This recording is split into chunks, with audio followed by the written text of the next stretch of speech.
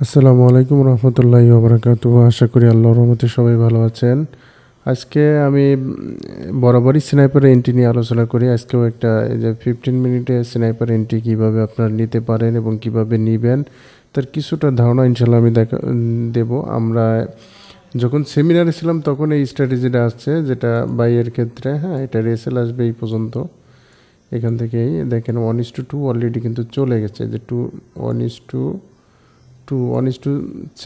গেছে, যেটা ইনশাল্লাহ এটা 1:2 মানে 60 ক্রস করবে ইনশাল্লাহ, অথবা আমি টার্গেট রাখছি যে 80 ক্রস করবে। এটা আজকে রাতের ভিতরে ইনশাল্লাহ 80 ক্রস করবে। যেটা দেখেন স্নাইপার এন্ট্রি, এখান থেকে এই যে মার্কেট এখানে শেষ, এখান থেকে এই যে এই পর্যন্ত চলে গেল। তো আমরা সবসময় স্নাইপার এন্ট্রি নিয়ে কাজ করার চেষ্টা করি, যেটা 1 মিনিট আজকে কয়েকটা আসছে। দেখেন যদি আমি দেখাই আমাদের স্নাইপার এন্ট্রি, এবং আমরা এন্ট্রিও নিছি কয়েকটা আসছে আজকে।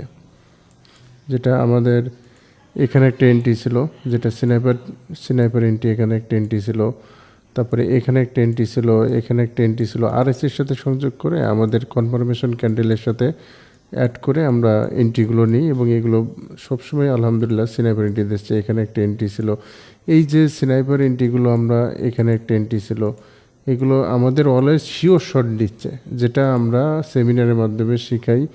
তো এই সামান্য ধারণা দেওয়ার জন্য আপনাদের মাঝে আসলাম।